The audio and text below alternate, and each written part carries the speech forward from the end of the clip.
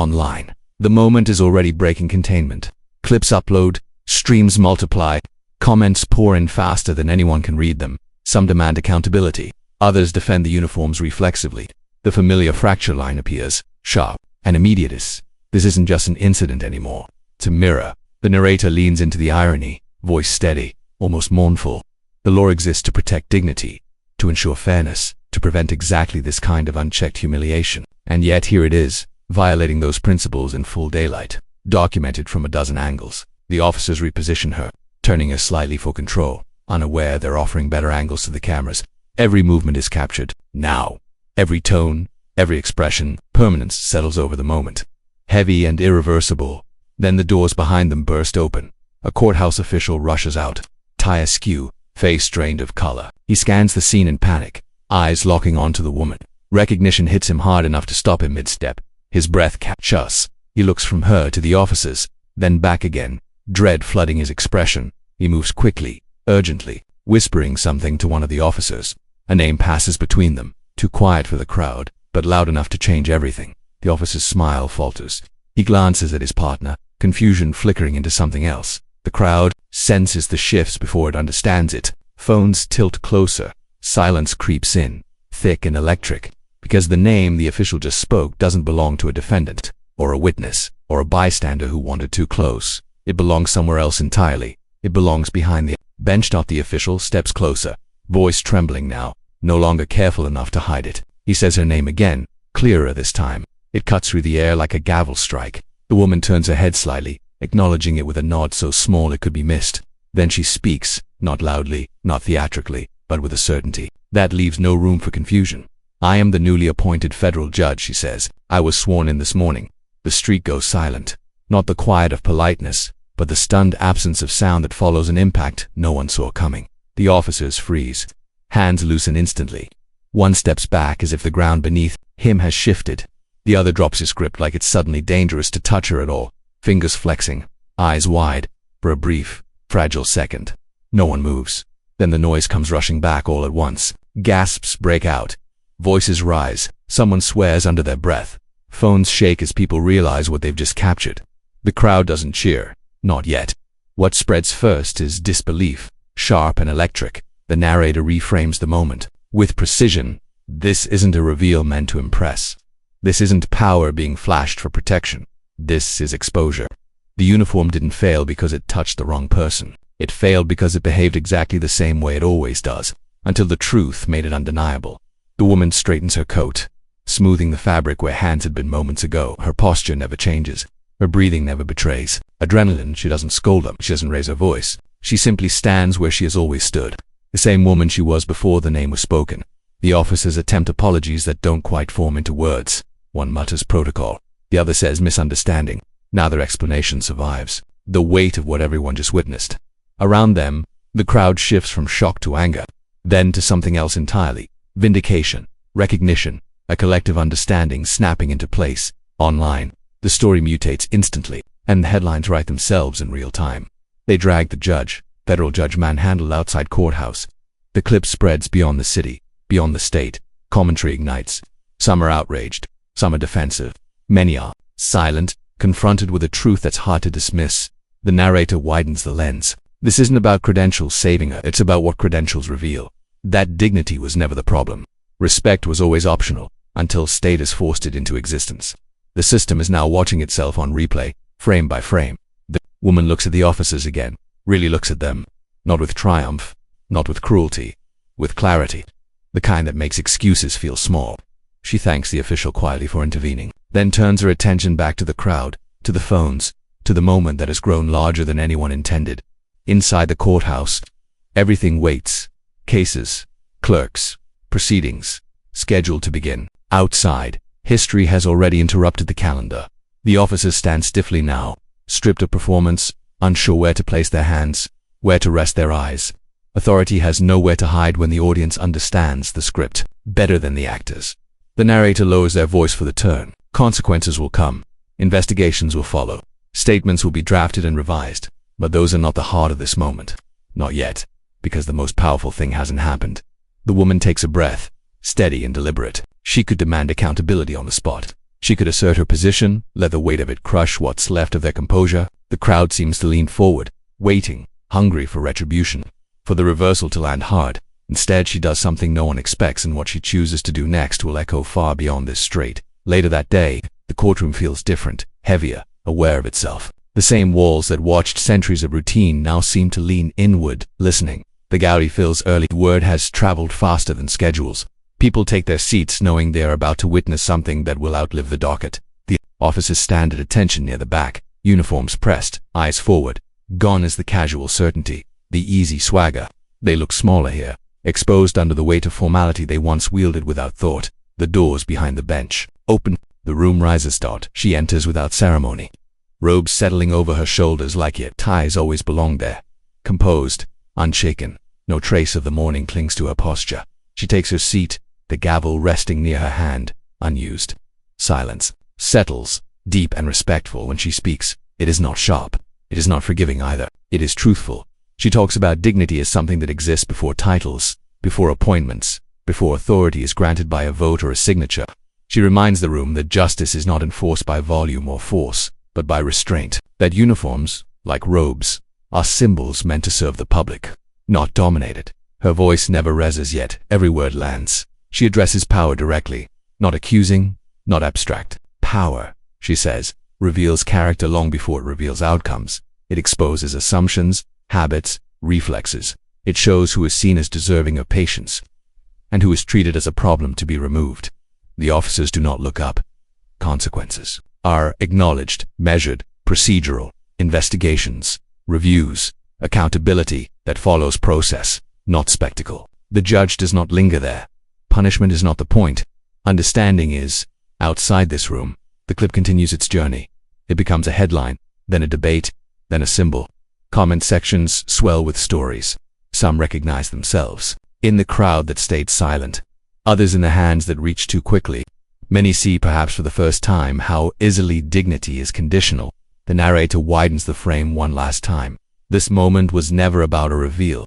It was about a reminder that justice fails not only in grand betrayals, but in small, ordinary assumptions made without consequence, until one day there is consequence. Back in the courtroom, proceedings move on. Cases are called, notes are taken, routine resumes, but it carries a scar now, a memory that cannot be scrubbed away. As the session ends, people file out more quietly. Then they arrived.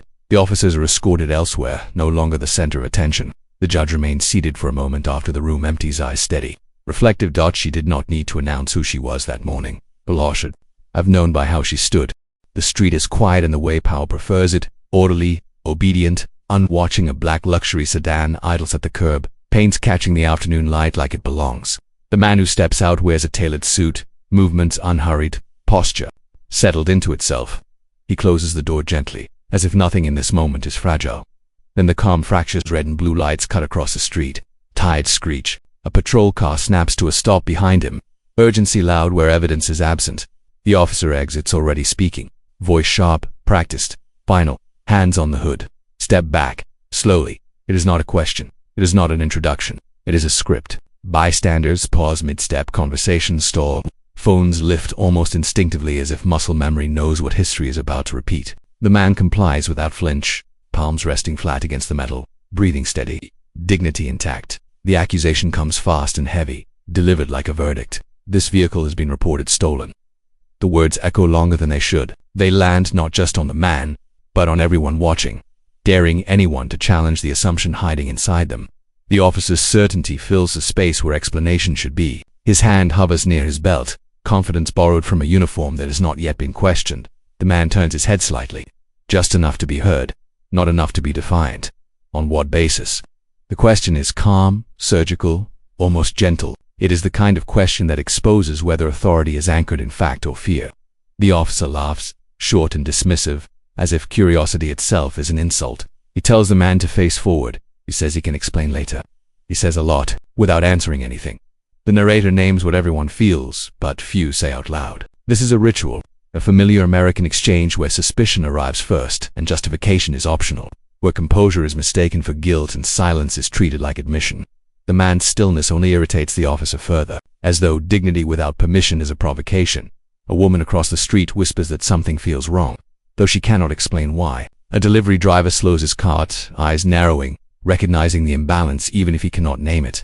This is the space where history leans in, where every similar stop echoes behind the present one. The officer mistakes complianceforweaknesses.com for concealment. He does not notice how the man listens carefully, cataloging every word, every assumption, every careless choice being made aloud in public view. The crowd grows quieter. The phones keep recording. Somewhere between the flashing lights and the unanswered question, the balance of power feels settled, decided, finished. The officer believes this moment belongs to him. He believes he has control.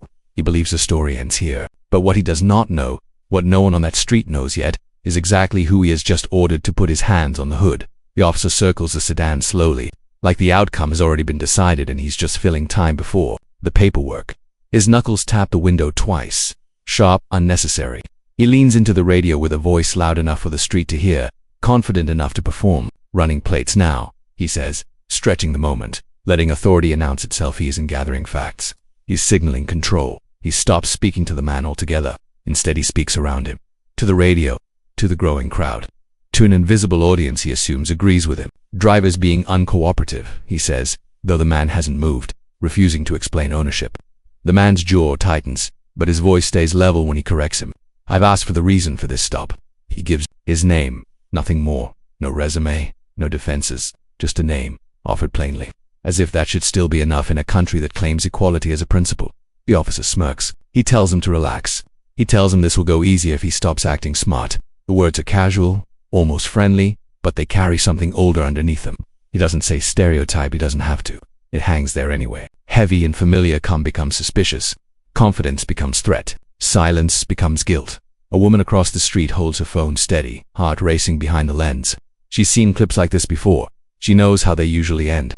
A man near the bus stop mutters under his breath that this doesn't look right, shaking his head, but he doesn't step closer. Experience has taught him the cost of involvement. The street remains orderly, polite, restrained, the way injustice prefers it. The man asks again, measured, for a supervisor, without anger, without urgency, as if reciting a right that should still mean something. The officer laughs, a short bark that cuts the air. You don't get to make demands, he replies. Not right now. His hand rests more deliberately near his belt. The message is clear. Compliance is the only language being recognized. The narrator names the pattern as it unfolds. How often authority mistakes restraint for deception when it comes from a black body. How often dignity is read as defiance when it isn't wrapped in fear. The man's stillness doesn't calm the officer. It challenges him. It suggests a confidence the badge alone should own. Another cruiser slows at the corner but doesn't stop. The officer notices the phones now, the quiet attention tightening around him. His voice sharpens. He leans closer, lowering it just enough to sound reasonable, just enough to sound threatening. You're making this harder than it needs to be, he says. People who cooperate don't have problems. The man exhales slowly. He looks straight ahead, eyes reflecting the lights flashing against polished paint. He understands the game being played. He knows the trap inside the offer. Speak too much and you're lying. Speak too little and you're hiding something. He chooses composure anyway, even as it's used against him. The officer straightens, irritation breaking through the performance. He wants closure. He wants submission. He wants a detail he can point to and say he was right all along. He steps closer, voice rising just enough for the crowd to hear, confidence swelling back into place. He asks the question with a grin, certain it will end the debate. So where did you really get this car? The man answers without haste, voice steady, precise, unafraid. The car is registered to him, he says, offering the explanation like a receipt. He reaches slowly, producing documentation, placing it where it can be seen. Titles remain unspoken. The officer barely looks. He waves the papers away, irritation flashing across his face, as if facts themselves are an inconvenience. This was never about ownership, it was about posture. The badge gleams as the officer squares his shoulders, insisting compliance before clarity, control before truth, authority before evidence. Each refusal tightens the space, turning procedure into theater. Where power expects obedience and patience is treated like defiance, especially when calm belongs to a black man standing alone before a watching crowd. A second cruiser pulls in, tires crunching gravel, authority multiplying. The crowd thickens, curiosity hardening into concern. Phones tilt, comments already forming online, disbelief typed in real time. Why is this always happening? One voice echoes, let him speak. Another insists. The officer feels it and bristles, invoking the badge like a shield, reminding everyone who decides the rules here. He demands hands visible again, voice louder, certainty thinner, As if volume can replace justification, he positions himself between the man and the car, blocking proof with presence, translating insecurity into command, assuming the uniform will finish the argument before truth ever enters. The crowd senses escalation, a familiar tightening that precedes consequences learned from history, not imagination alone here. The man never raises his voice. He repeats the facts, slower now, deliberate, refusing the bait, registration, insurance, ownership, all available, all ignored. He asks again for a supervisor, not pleading, asserting process. The author dismisses it as attitude, warning him about making scenes. The badge becomes a barrier, a promise of consequence. Calm is recast as challenge. The street holds its breath. The narrator underlines the pattern, how restraint is punished, how compliance never quite satisfies suspicion, how explanation is demanded only to be refused when it contradicts authority. The man stands still, absorbing the imbalance, choosing dignity despite the cost, trusting time, witnesses, and truth to move, even as pressure builds around him with every flashing light overhead. Another officer steps out of the second cruiser, posture cautious, eyes scanning phones, faces. The balance shifts subtly. Jokes stop, commands soften. Online, the clip spreads, comments stacking faster than facts. Let him speak, they repeat. This should be routine, they argue. The first officer tightens, sensing erosion, clinging harder to the badge, mistaking repetition for authority, procedure for justice. He demands compliance, again, voice rising, certainty fraying, as if insistence concealed the crack forming beneath his feet. The crowd grows denser, murmurs turning sharper, history whispering reminders of how quickly these moments can turn. The man remains centered, eyes forward, letting the imbalance expose itself without interference to everyone watching closely from sidewalks and screens everywhere. Supervisors arrive quickly now, movements efficient, voices measured, subtly procedures matter, names are written down, explanations are requested, rights are acknowledged. The same rules that felt optional minutes ago are followed exactly, carefully, as if precision can rewind time. The officer steps back, no longer directing the scene, only standing in it. The judge listens without interruption. He nods once, not in approval, but in recognition. This was never about humiliation. It was about exposure. Truth did what force never could. It rearranged the hierarchy without raising a voice. Around them, the crowd exhales.